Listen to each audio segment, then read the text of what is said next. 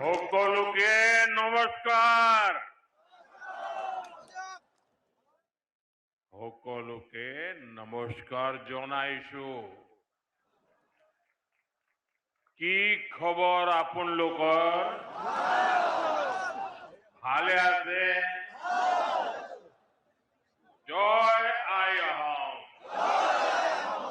জয় আই অসম, জয় আই অসম।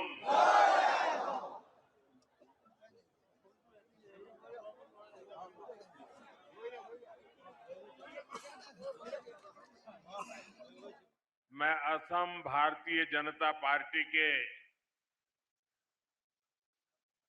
सभी कार्यकर्ताओं का हृदय से बहुत बहुत अभिवादन करता हूं, अभिनंदन करता हूं।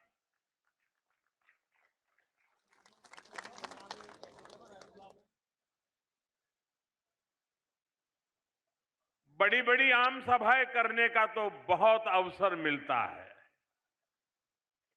जनता जनार्दन को उनके दर्शन करना, उनसे संबोधन करना, ये लगातार चलता रहता है। लेकिन असम के बूथ लेवल के कार्यकर्ताओं के दर्शन करना, ये मेरे लिए बहुत बड़ा सौभाग्य है।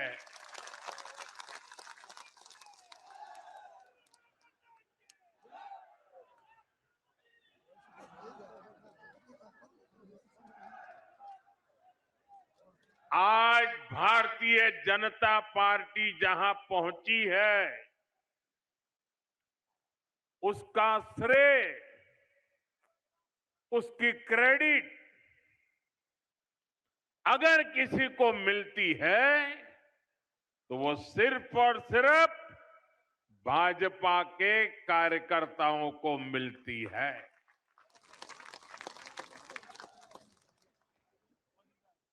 हमारा विश्वास संगठन में है।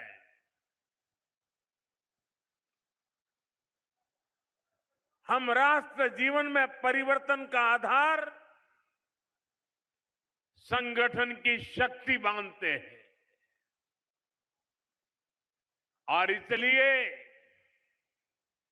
इतनी बड़ी तादाद में जमीन की जड़ों से जुड़े हुए कार्यकर्ताओं का दर्शन करना, ये अपने आप में बहुत बड़ा सौभाग्य है।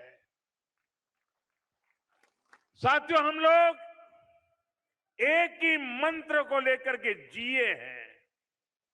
हम लोग एक ही मंत्र को साकार करने के लिए अपने आप को खपा रहे हैं और वो मंत्र है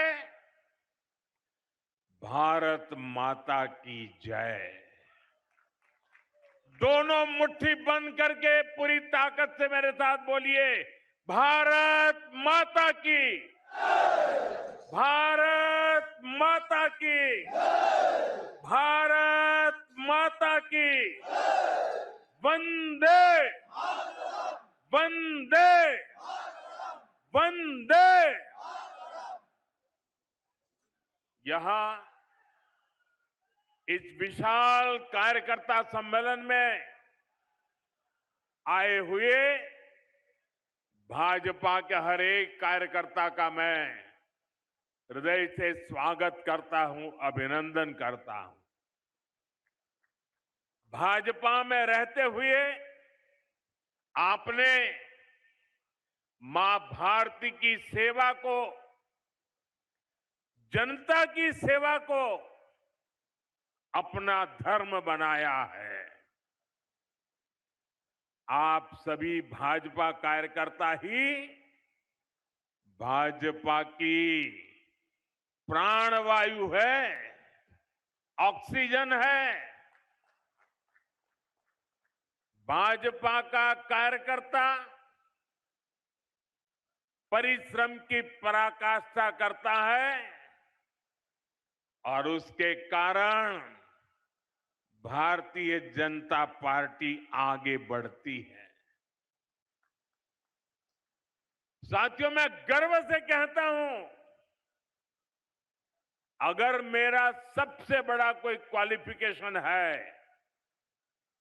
मेरी सबसे बड़ी गौरवपूर्ण मेरे जीवन की बात है, तो वो यही है कि नरेंद्र मोदी भाजपा का कार्यकर्ता है। और एक भाजपा कार्यकर्ता के तौर पर मैं असम के अपने सभी कार्यकर्ता और भाई बहनों को, संगठन की शक्ति को सर झुका करके नमन करता हूं। साथियों, मैं मां आदि शक्ति, मां कामाख्या को भी कोटि कोटि प्रणाम करता हूं। मां कामाख्या की असम पर, असम वासियों पर, देश पर, देशवासियों पर बहुत कृपा रही है। उनके आशीर्वाद से असम ने राष्ट्र रक्षा और देश की स्वतंत्रता, देश की संस्कृति को आगे बढ़ाने वाली अनेक संतानें दी हैं। ऐसी ही एक महान संतान कविंद्र पुरकायस्थ जी को मैं आज प्रणाम करता हूं। उन्होंने अपना पूरा जीवन असम और समाज की सेवा के लिए समर्पित किया।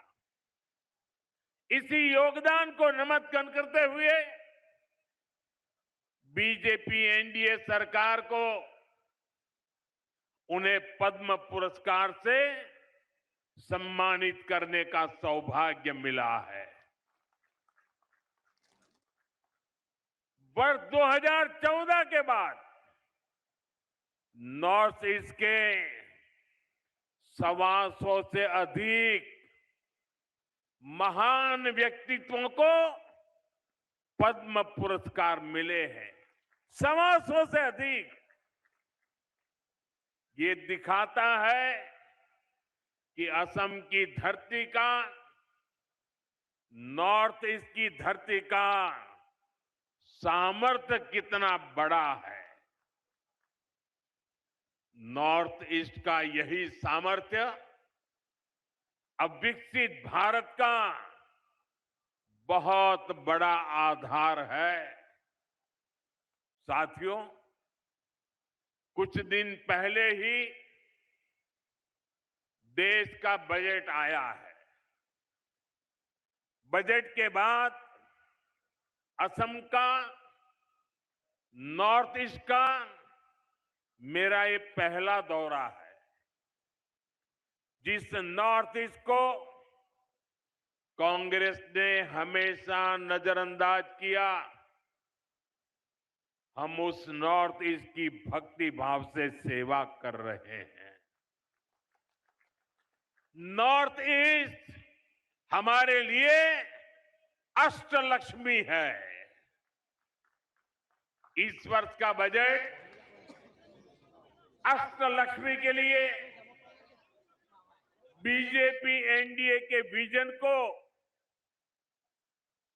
और मजबूती देने वाला है।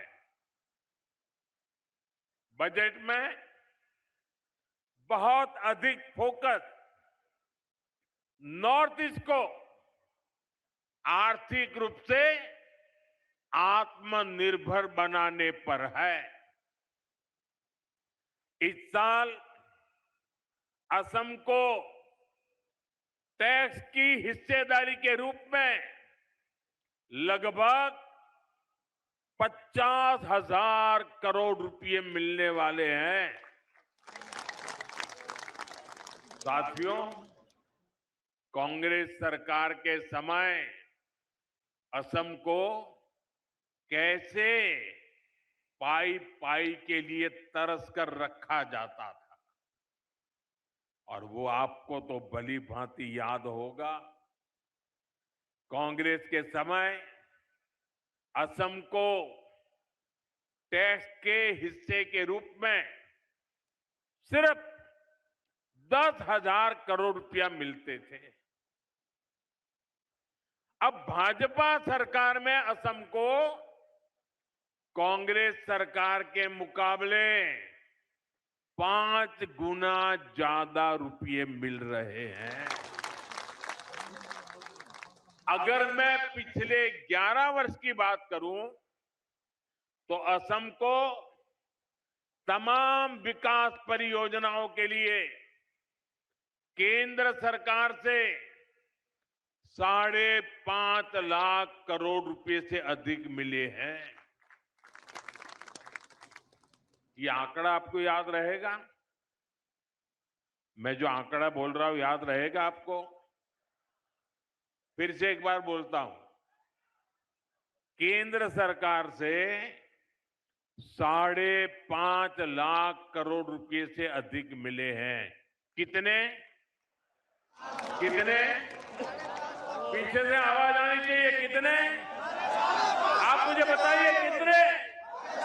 और जोर से बोलिए कितने? साथियों, आप मुझे बताइए, जो कांग्रेस असम के विकास के लिए पैसे देने से भी बचती हो,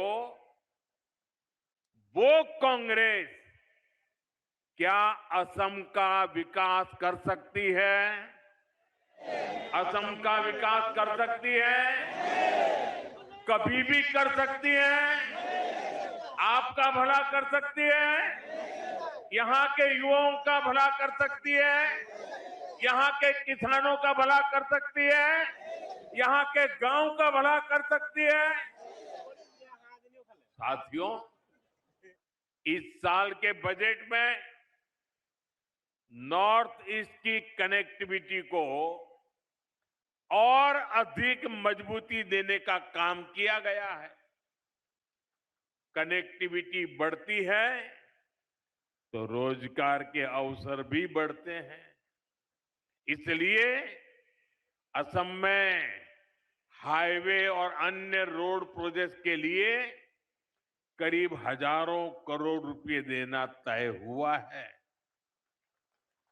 बजट में जो घोषणा हुई है उससे असम में टूरिज्म का भी विस्तार होगा। अभी आपने देखा होगा, परीक्षा पे चर्चा का कार्यक्रम गुवाहाटी में हुआ था।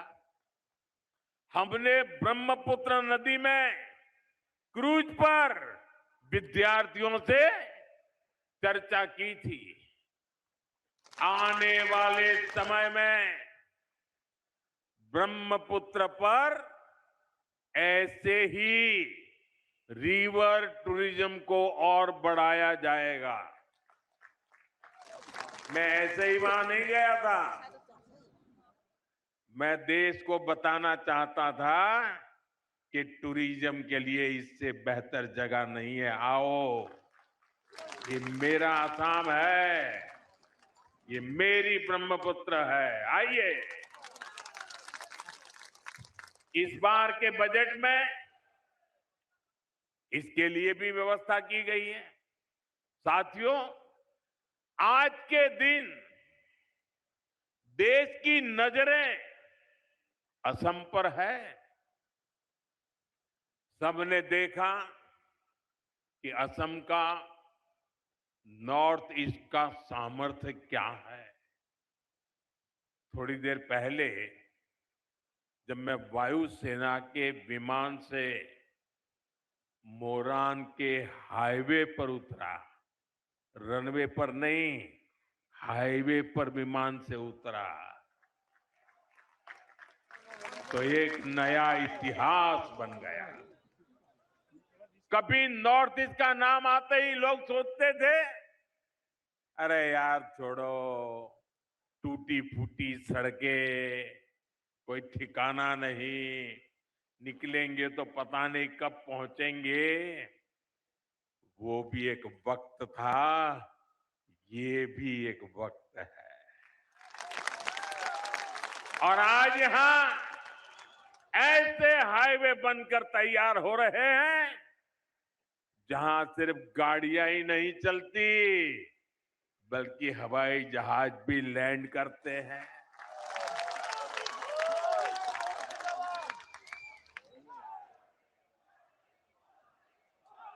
साथियों, आप मुझे बता दीजिए,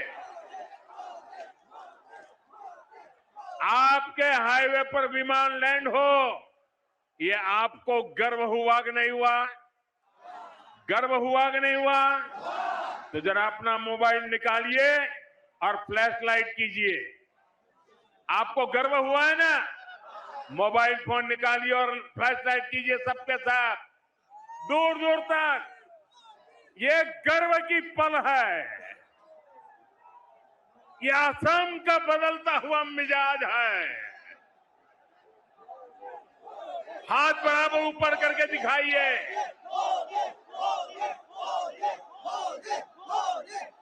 आपको गर्व हुआ कि नहीं हुआ? गर्व से मन भर गया कि नहीं भर गया? बोलिए भारत माता की। साथियों, असम का इतना विकास इसलिए हो रहा है क्योंकि यहां आप सभी की मेहनत से बीजेपी सरकार बनी है। यहां के नागरिकों ने भाजपा पर भरोसा किया है। आपने मेरा बूथ सबसे मजबूत, मेरा बूथ, मेरा बूथ, मेरा बूथ सबसे मजबूत की भावना से बूथ बूथ जाकर एक एक परिवार को मिलकर, एक एक मतदार को मिलकर बीजेपी के हर समर्थक को अपने साथ जोड़ा, उन्हें उनके वोट की ताकत का परिचय करवाया और इसी प्रयास से ही असम में बीजेपी की सरकार बनी। असम के इसी आशीर्वाद के कारण, असम के नागरिकों के वोट के कारण यहां लाखों गरीबों के घर बने, लाखों परिवारों में शौचालय की व्यवस्था हुई, पीने का साफ पानी उनके घर तक पहुंचा। आप मुझे बताइए, गरीब को घर मिलता है तो पुण्य मिलता है कि नहीं मिलता है? गरीब के घर में टॉयलेट बनता है तो पुण्य मिलता है कि नहीं मिलता है? गरीब के घर में पीने का पानी पहुंचता है तो पुण्य मिलता है कि नहीं मिलता है? इस पुण्य का हकदार कौन है? इस पुण्य का हकदार कौन है? एक पुण्य का हकदार कौन है? इस पुण्य का हकदार भारतीय जनता पार्टी के बूथ का कार्यकर्ता है। गरीबों को आयुष्मान योजना का लाभ मिला, उन्हें सुरक्षा और आत्मविश्वास मिला। इसलिए इस बार भी आपको ऐसे ही अपने बूथ पर एक एक वोट पर ध्यान रखना है। रखोगे? अब और कुछ मत करो, बस पूरी ताकत बूथ में लगा दो। आपका बूथ विजयी होगा तो बीजेपी विजयी होगी कि नहीं होगी? आपको विजय पाना है तो कहां पाना है? बूथ में विजय पाना है। साथियों, आज देश को सिर्फ एक और इमरजेंसी लैंडिंग स्ट्रिप नहीं मिली है, ये इस बात का भी प्रमाण है कि नया भारत अपनी सुरक्षा के लिए हर तरह से तैयार हो रहा है। आज का भारत न सिर्फ अपनी सीमाओं को सशक्त कर रहा है, बल्कि देश के दुश्मनों को उनके घर में घुसकर जवाब भी देता है। साथियों, आज ही पुलवामा हमले की बरसी है। मैं इस हमले में जान गंवाने वाले मां भारती के वीर सपूतों को नमन करता हूं। इस आतंकी हमले के बाद भारत ने जिस तरह आतंकियों को सजा दी, वो पूरी दुनिया ने देखा है और कुछ लोग तो आज भी कांप रहे हैं। अभी आपने भारत की ये शक्ति ऑपरेशन सिंदूर में भी देखी है। लेकिन साथियों, मैं आपसे जानना चाहता हूं, क्या कभी कांग्रेस से हम देश हित के लिए इतनी हिम्मत के साथ फैसले करने की ताकत थी क्या? वो कर सकते थे क्या?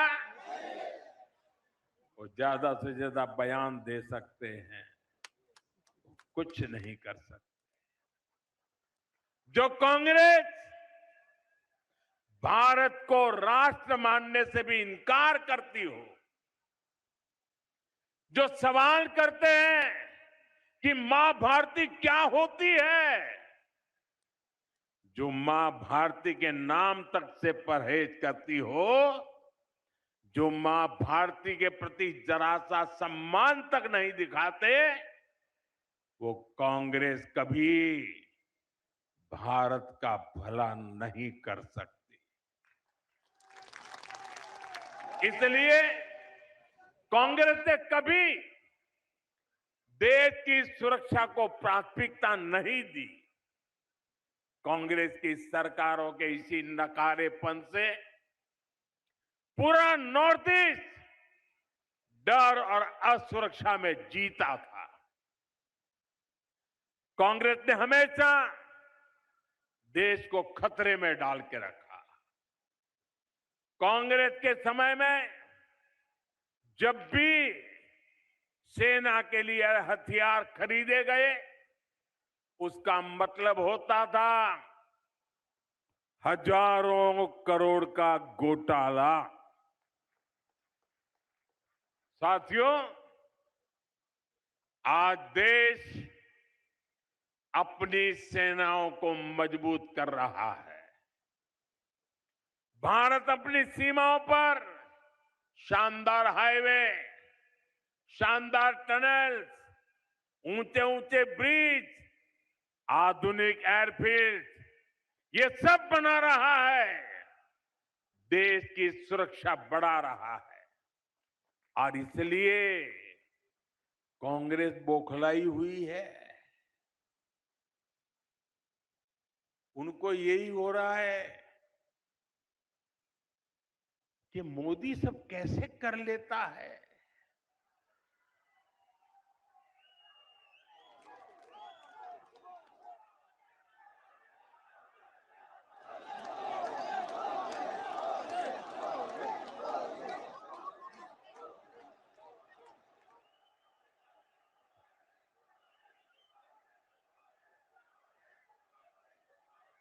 उन बेचारों को नींद नहीं आती, नींद नहीं आती।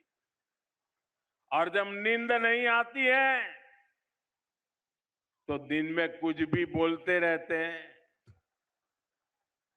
साथियों, आज की कांग्रेस हर उस विचार, हर उस आतंकी को कंधे पर बिठाती है जो देश का बुरा सोचता है, जो लोग देश के टुकड़े टुकड़े करने का सपना देखते हैं, जो लोग नॉर्थ ईस्ट को भारत से अलग करने के नारे लगाते हैं, वो कांग्रेस के लिए पूजनीय बन चुके हैं।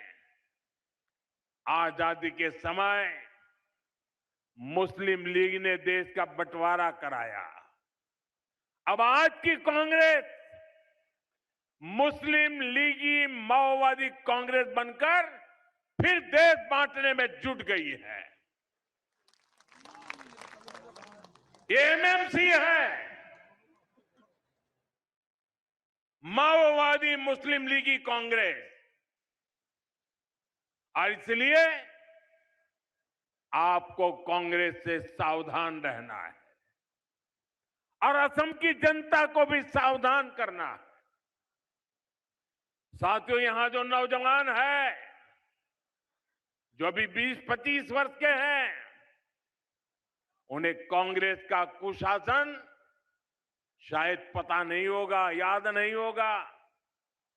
कांग्रेस की सरकारें चाहे असम में रही हो या फिर दिल्ली में, उन्होंने असम को अपने हाल पर छोड़ दिया था। आज जब मैं यहां ब्रह्मपुत्र के तट पर खड़ा हूं तो इस महान नदी का ही उदाहरण देता हूं। असम के विकास में, असम के लोगों के जीवन को आसान बनाने में ब्रह्मपुत्र की बहुत बड़ी भूमिका है। लेकिन कांग्रेस के 70 साल के शासन में ब्रह्मपुत्र को पार करना हमेशा बड़ी चुनौती रहा। आजादी के बाद से लेकर 2014 तक, और उनके तो प्रधानमंत्री यहां से चुन करके गए थे, यानी लगभग 7 दशक में कांग्रेस सरकारों ने ब्रह्मपुत्र पर सिर्फ 3 पुल बनवाए थे। इतने दशकों में कितने पुल? कितने? आप कल्पना कर सकते हैं कि इतनी विशाल नदी और असम की इतनी बड़ी जनसंख्या को जीवन देने वाली नदी पर सिर्फ 3 पुल बने थे। क्या ऐसी हालत में असम तेज विकास संभव था क्या? तेज विकास संभव था क्या? मेरे कार्यकर्ता साथियों, 2014 में आपकी मेहनत का परिणाम था कि मुझे भारत सरकार में देश की सेवा का अवसर मिला। और उसके बाद 2-3 साल बाद आप सभी भाजपा कार्यकर्ताओं ने यहां डबल इंजन सरकार बनाई। और इसका नतीजा क्या हुआ? बीते 10-11 वर्षों में बीजेपी एनडीए सरकार ने ब्रह्मपुत्र नदी पर 5 बड़े पुल पूरे किए हैं। ये आंकड़े याद रहेंगे ना? कांग्रेस की 70 साल की सत्ता में सिर्फ 3 पुल बने थे, लेकिन हमने सिर्फ 10 वर्षों में 5 पुल बनाए हैं। यानी कांग्रेस ने असम को सिर्फ समस्याएं दी, जबकि बीजेपी ने असम को समाधान दिए हैं। साथियों, आज गुवाहाटी के 2 हिस्सों को जोड़ने वाले शानदार पुल का भी लोकार्पण हो गया है।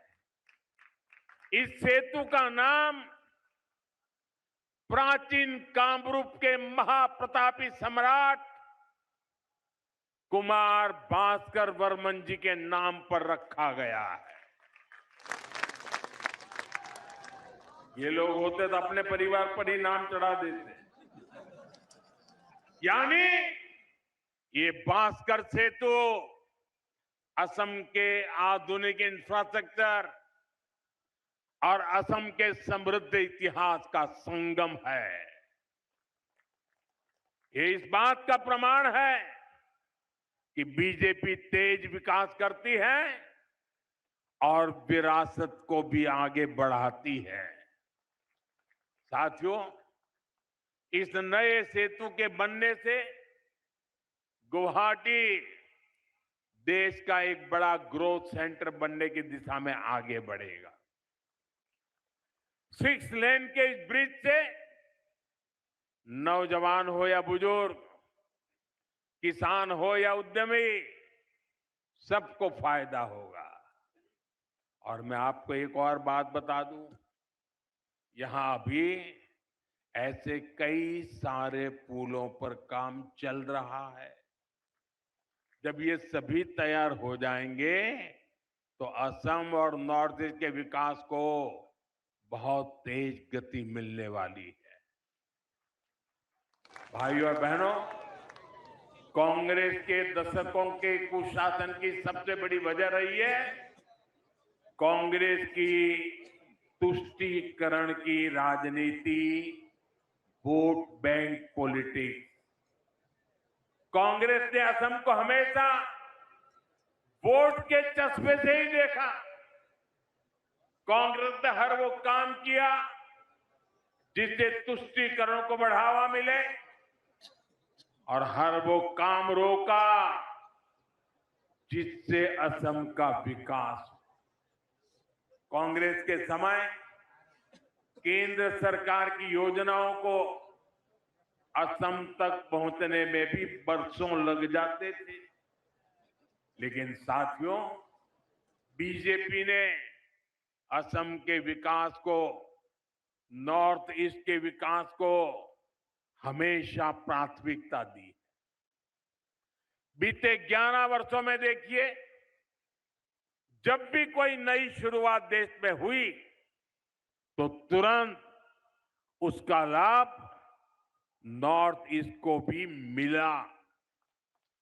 कोई भी विलंब के बिना मिला। देश में semi high speed Vande Bharat ट्रेनें लॉन्च हुई तो असम और नॉर्थ ईस्ट भी इससे शुरुआत में ही कनेक्ट हो गया। अभी कुछ समय पहले देश की पहली स्लीपर वंदे भारत ट्रेन असम से ही शुरू हुई है।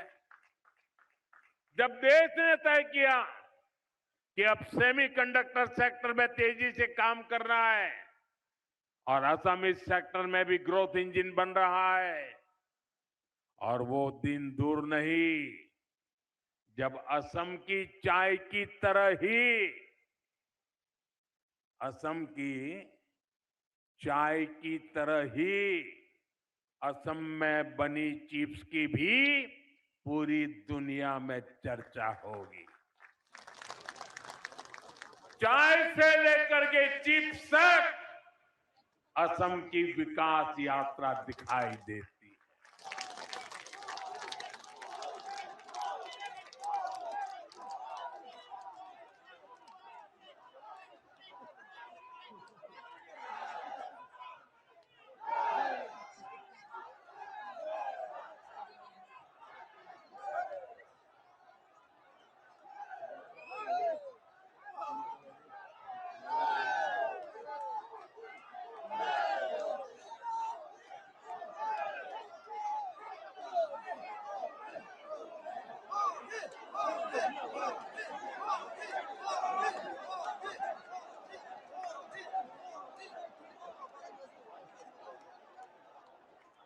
साथियों, असम का ये प्यार मैं कैसे भूल सकता हूं।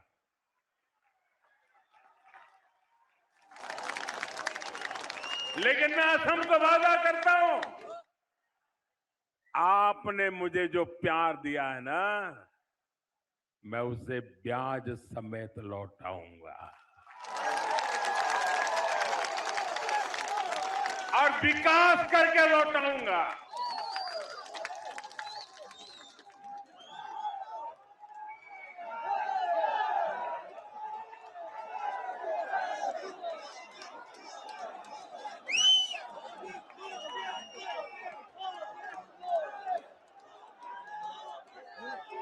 साथियों, मैं आपको डिजिटल कनेक्टिविटी का भी उदाहरण दूंगा। आप देखिए, कांग्रेस के समय में 3G और 4G टेक्नोलॉजी आई, ये 2G के घोटाले भी आए, लेकिन नॉर्थ ईस्ट तक, असम तक उसे तेजी से पहुंचाने के लिए कांग्रेस ने मेहनत ही नहीं की। और जब भाजपा सरकार में 5G टेक्नोलॉजी आई, तो हमने क्या किया? हमने इस टेक्नोलॉजी को पूरे असम में, पूरे नॉर्थ ईस्ट में गांव गांव तक पहुंचाने के लिए काम किया। इस सैचुरेशन अप्रोच के कारण आज गुवाहाटी के युवाओं को हाई स्पीड इंटरनेट का लाभ मिल रहा है। और जब असम में NIC डेटा सेंटर की भी शुरुआत हुई है, ये डेटा सेंटर यहां के नौजवानों को बहुत बड़ा लाभ देने वाला है। साथियों, एक और उदाहरण स्वास्थ्य सेवाओं का भी है। कांग्रेस ने दशकों तक एम्स के विस्तार पर ध्यान नहीं दिया। जब अटल जी की सरकार बनी तो एम्स की संख्या बढ़ाई गई। इसके बावजूद हालत ये थी कि 2014 में देश में सिर्फ 6 एम्स थी। आपने 2014 में मोदी को देश की सेवा का अवसर दिया और आज देश में एम्स की संख्या बढ़कर 20 से ज्यादा हो चुकी है। बीजेपी सरकार ने एम्स गुवाहाटी का भी निर्माण किया है। इसके अलावा असम में कई मेडिकल कॉलेज और कैंसर हॉस्पिटल भी खोले गए हैं। और कल ही हमने PM राहत स्कीम को भी मंजूरी दी है। देश के किसी भी हिस्से में अगर कोई भी व्यक्ति किसी दुर्घटना में घायल होता है तो केंद्र की सरकार की ओर से उसका 1.5 लाख रुपए तक का इलाज मुफ्त में कराया जाएगा। एक्सीडेंट के बाद तुरंत मदद मिलने से जान बच जाती है। साथियों, यहां आए भाजपा कार्यकर्ताओं में बड़ी संख्या में मेरे युवा बेटे बेटियां की है।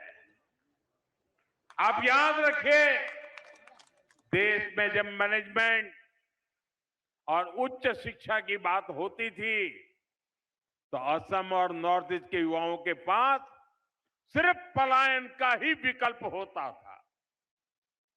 लेकिन आज देखिए, IIM पालसबारी का नया कैंपस शुरू हो चुका है। IIT गुवाहाटी का भी आधुनिकीकरण हो रहा है। इसके अलावा असम में IRI, इसकी भी स्थापना की गई है। ये संस्थान असम में नई टेक्नोलॉजी लीडर्स को तैयार करेंगे। साथियों, आज केंद्र की बीजेपी NDA सरकार देश के छोटे छोटे शहरों में इलेक्ट्रिक बसों का जाल बिछा रही है। आज ही मुझे गुवाहाटी में 100 इलेक्ट्रिक बसों को हरी झंडी दिखाने का अवसर मिला। इस वर्ष के बजट में भी पूर्वोदय स्कीम के तहत 4000 इलेक्ट्रिक बसों की घोषणा की गई है।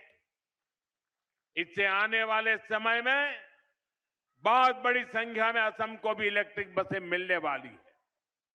साथियों, कांग्रेस ने असम के साथ एक और बहुत बड़ा अन्याय किया है। कांग्रेस ने असम को अशांत रखा, हिंसा और अलगाव में रखा।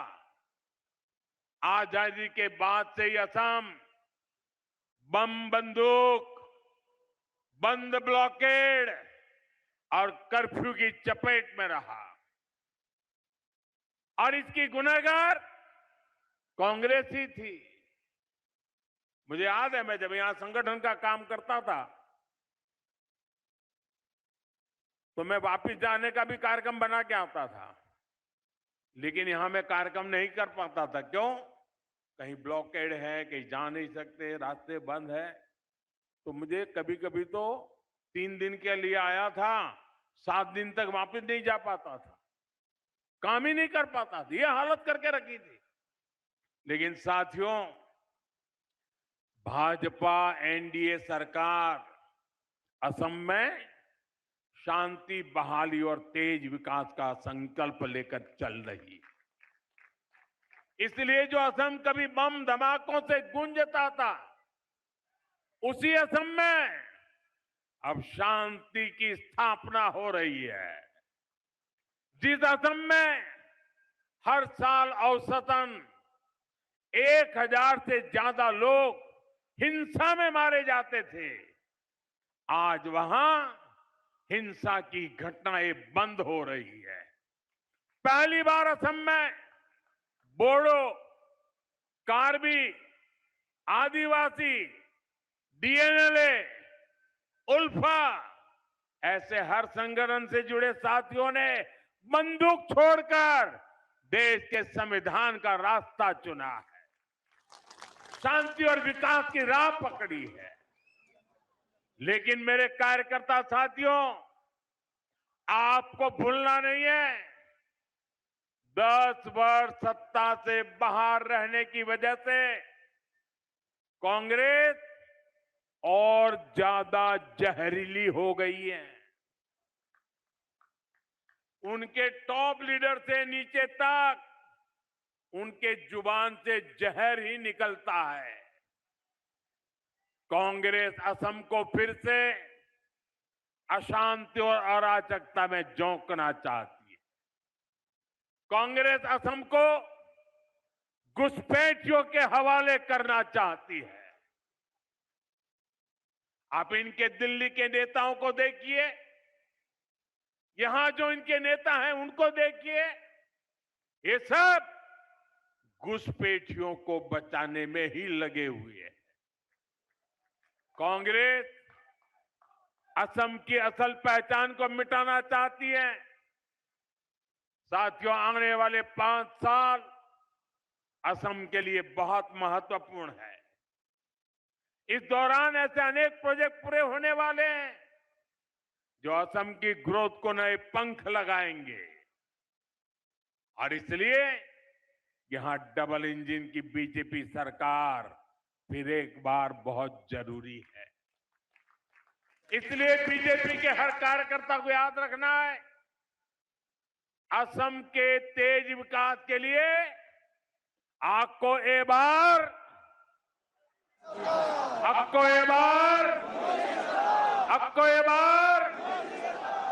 असम के युवाओं को रोजगार के लिए अक्को ए बार असम की बेटियों को नए अवसरों के लिए अक्को ए बार असम की पहचान बचाने के लिए अक्को ए बार।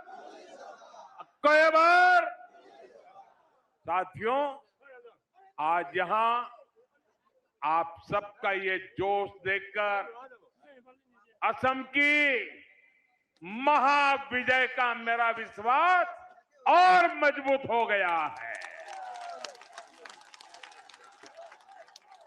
मुझे पूरा भरोसा है इस बार और बड़े बहुमत से असम में हमारी सरकार की वापसी होने वाली है।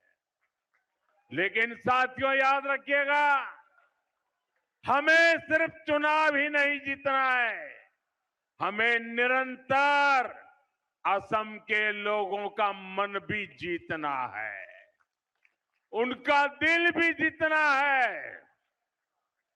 आज के लिए असम के एक एक भाजपा कार्यकर्ता को, एक एक पदाधिकारी को, सभी पदाधिकारी को पूरे परिश्रम से काम करना है। जब तक असम में वोटिंग का काम पूरा नहीं होता है, जब तक काउंटिंग नहीं होता है, जब तक नई सरकार के, भाजपा की सरकार के शपथ नहीं होते हैं, तब तक हमें हर दिन अपने क्षेत्र के हर घर में जाना है, हर घर में लोगों को मिलकर उनकी आकांक्षा, अपेक्षा सुननी है, लोगों को अपने काम बताने हैं, उनके काम आना है। एक एक पन्ना प्रमुख, एक एक बूथ वर्कर को अगले 2 महीने खूब मेहनत करनी है। अगले 2 महीने एक एक घर में एक एक असमिया भाई बहन तक अपनी सरकार के विजन को पहुंचाना है। साथियों, असम में तीसरी बार बीजेपी एनडीए सरकार असम के 3 गुना विकास का रास्ता बनाएगी। इसलिए हर एक कार्यकर्ता का एक ही मंत्र होना चाहिए, मेरा बूथ, मेरा बूथ, मेरा बूथ, मोर बूथ, मोर बूथ, मोर बूथ, मोर बूथ। साथियों, आप मेरा एक और काम करेंगे, पक्का करेंगे, ये सारी बातें याद रखेंगे, पूरी तरह लागू करेंगे, एक एक मतदाता तक पहुंचेंगे और उनको बताना, मोदी जी आपके लिए ही जी रहे।